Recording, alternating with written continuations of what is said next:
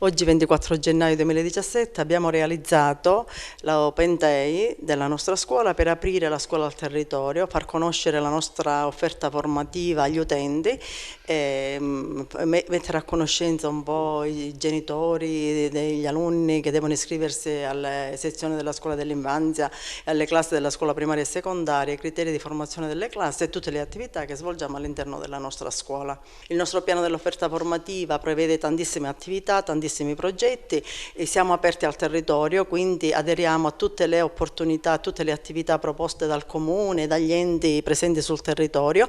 Abbiamo una grandissima e bellissima palestra in cui svolgere tutte le attività sportive anche extrascolastiche. Abbiamo un refettorio dove i bambini della scuola dell'infanzia vanno a pranzare. Abbiamo le LIM in tutte le classi della scuola primaria e della scuola secondaria, quindi le attività sono tantissime con tanta soddisfazione da parte delle famiglie e degli alunni. Un giorno di festa per l'Istituto Comprensivo Gaetano Guarino.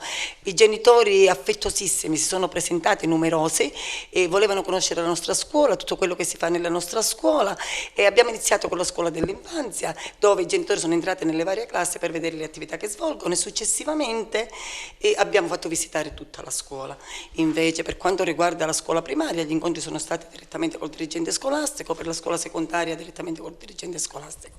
Diciamo che ci siamo divisi i compiti e abbiamo coinvolto quasi tutti in questa bellissima festa laddove abbiamo completato la giornata ballando con tutti i genitori. È stata veramente una giornata meravigliosa, sono contenta per come si presentano nella nostra scuola e l'impegno che mettono anche loro per farla crescere.